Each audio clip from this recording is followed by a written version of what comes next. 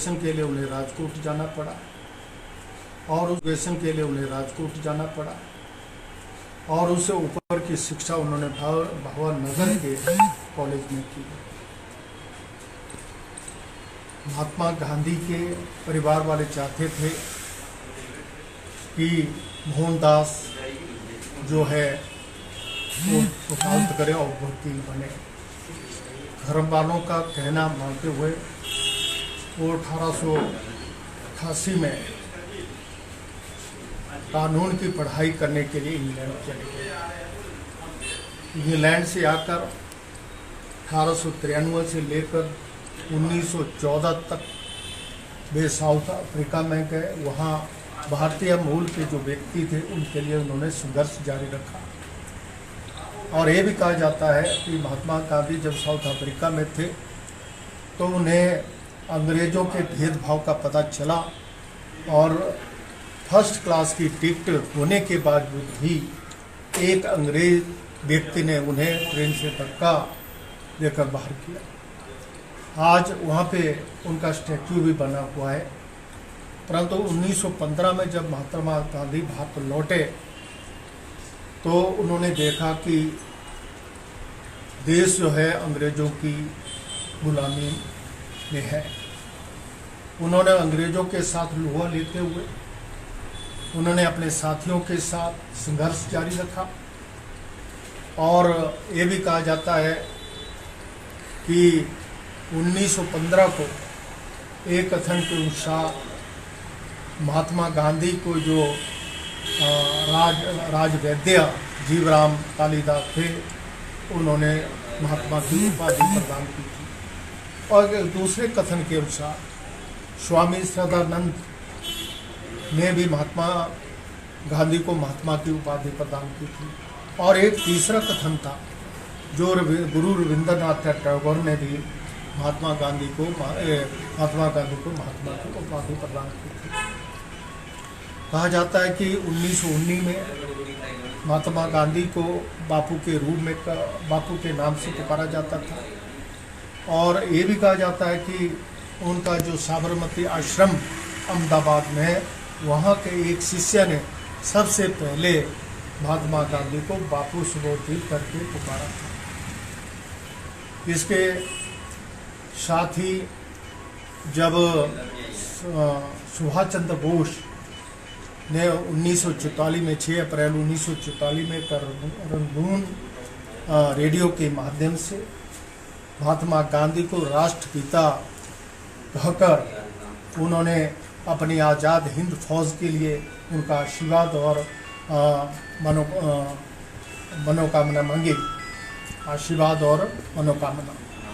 तो इसलिए महात्मा गांधी जब 1919 के बाद अंग्रेज़ों से लोहा लेते हुए उन्होंने 6 आंदोलनों में हिस्सा लिया। और सबसे पहले चंपारण आंदोलन, दूसरा खेड़ा आंदोलन, तीसरा असहयोग आंदोलन और उसके बाद आपका भारत छोड़ो आंदोलन, उसके बाद सबने अवज्ञा आंदोलन में हिस्सा लेते हुए अंग्रेज़ों के साथ लोहा लेते हुए उन्होंने अपने साथियों के साथ जो भारत अंग्रेज़ों को गुलामी में था उसको छुड़ाकर देश को आज़ाद किया। 15 अगस्त 1947 को देश आज़ाद हुआ। इसका सारा श्रेय हम कांग्रेस पार्टी के महान नेताओं को और महात्मा गांधी, जवाहरलाल नेहरू, सुभाष चंद्र बोस, भगत सिंह, लाला लाजपत राय जैसे नेताओं को जिन्होंने आज़ादी की लड़ाई लड़ी और संघर्ष किया। और भगत सिंह ने तो 23 साल की उम्र में आज़ादी की लड़ाई लड़ते हुए अपनी जान दी। 15 अगस्त 1947 को जब देश आज़ाद हुआ तो लोग खुश हुए। परंतु एक दिन जब महात्मा गांधी जी अपने घर के बाहर कहीं गए थे और रात को टहल रहे थे तो नथुराम गोडसे ने उनके ऊपर गोली चलाकर उन्हें मृत्यु प्रदान की। और महात्मा गांधी को आज लोग याद करते हैं। पूरे हिंदुस्तान ने एक ऐसे नेता को खोया जो हमेशा गरीबों आम आदमी के लिए काम करते थे और देश के लिए काम किया।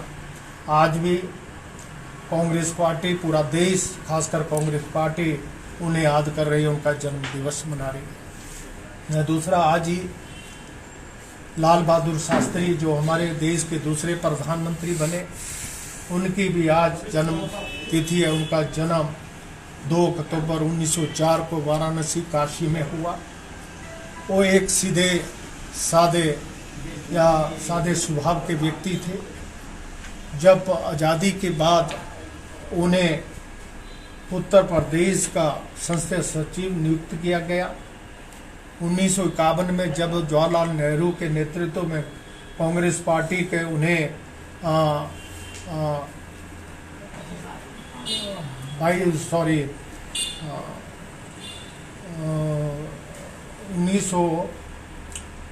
1951 में जब जवाहरलाल नेहरू थे तो उन्होंने अपनी कांग्रेस पार्टी में उन्हें महामंत्री, महासचिव का पद दिया।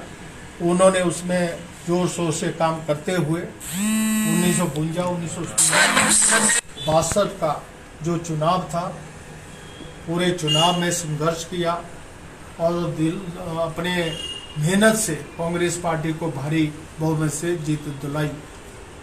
परंतु 1965 में जब पाकिस्तान के साथ युद्ध की घोषणा हुई, हाल ही 3 वर्ष पहले भारत ने चाइना के साथ युद्ध किया था, जिसमें भारत को चाइना के हाथों हार खाना पड़ी। परंतु जब पाकिस्तान के साथ 1965 का युद्ध था तो उस युद्ध में पाकिस्तान को करारी हार का सामना करना पड़ा और उसके बाद ताशकंद समझौते के दौरान किसी कारणवश उनकी मृत्यु हुई और लाल बहादुर शास्त्री जो सीधे स्वभाव के व्यक्ति थे, उन्होंने हम सब को छोड़कर भगवान को प्यारे हो गए और आज भी उन्हें पूरा देश, पूरा भारतवर्ष उन्हें याद करता है।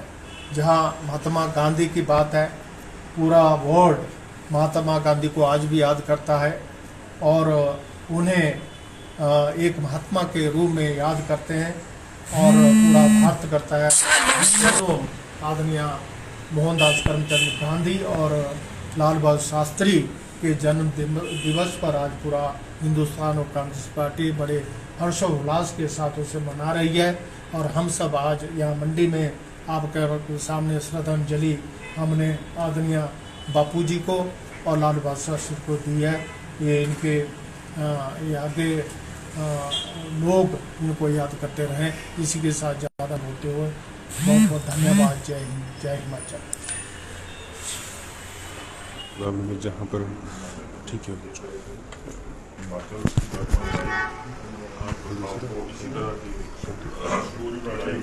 तो अब देख रहे हैं कि कांग्रेस के यहाँ पर नेतागण जो यहाँ पर महात्मा गांधी और लाल बहादुर शास्त्री को श्रद्धांजलि अर्पित करते हुए, तो थोड़ी देर पहले ही जिला अध्यक्ष कांग्रेस कमेटी प्रकाश चौधरी ने राष्ट्रपिता महात्मा गांधी और लाल बहादुर शास्त्री के जीवन पर प्रकाश डाला और अभी आप देख रहे हैं मंडी के नेता है, कार्यकर्ता है, वहाँ पर इनको श्रद्धांजलि अर्पित करते हुए, श्रद्धा सुमन अर्पित करते हुए।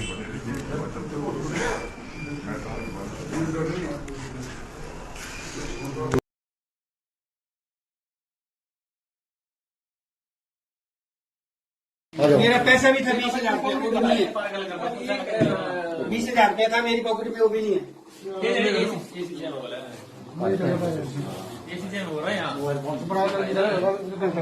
एसएचओ साहब तो बोलते हैं मारो इसको, मारो। एसएचओ साहब राजेंद्र का 1 औहदा था, 10 बंदे और थे इनके साथ। बाद में बाहर से पकड़ के लाए और अंदर डैनी का हॉल में पकड़ा। बोलता मारो इसको, जितना मर्जी मार सकते हैं। बोलता छोड़ना नहीं, हड्डी तोड़ दो। बोलता इसकी हड्डी पसली तोड़ दो। बोलते इतना किया। पर्ची मेरी ये देखो, ये वर्दी फाड़ती मेरी एक बनाए, ये आंखों की ये फाट लगा दिए देखो नजदीक से, ये गर्दन और ये बाजू का, ये देखो ये घुटने में अंदर लंबा डाला इन्होंने। 10 बंदों ने पकड़ के मारा मेरे को।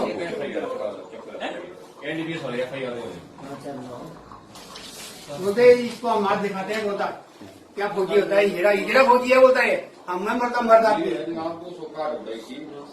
एसएचओ साहब ने बोला बता हिटन आदमी है ये। आप मिलिट्री से आए हैं, कैप्टन आए हैं, सूबेदार सूबेदार मेजर, इंटरनेशनल खिलाड़ी भी रहा हूँ। हाँ, जबकि मिलिट्री वालों को, पुलिस वाले कोई भी नहीं मिलते हमारे को। हाँ, ठीक है कि नहीं। और इन्होंने मेरे को मारा। एसएचओ साहब बोलता है मारो उसको, इसकी हड्डी पसली है, देखो बाजू मेरा सूज गया है। जबकि आपने कोई क्राइम नहीं किया, कुछ नहीं किया। मैंने सिर्फ पैसे मांगने गया था, मैंने टेलीफोन दिया, मैंने टेलीफोन इधर किया पुलिस स्टेशन में कि हमने एक्सेस है, आप इधर आओ। उतनी देर में उसके कहने पे पुलिस आई और मेरे को पकड़ के ले गई और गेट से घसीटते हुए लाई अंदर और डैनी को उधर भी मारा। डैनी के उनके अंदर मारा इन्होंने 10 बंदों ने, एसएचओ साहब और राजेंद्र एसआई राजेंद्र साहब साथ थे और उसके साथ एक हेड कांस्टेबल था, 10 बंदे और थे 9।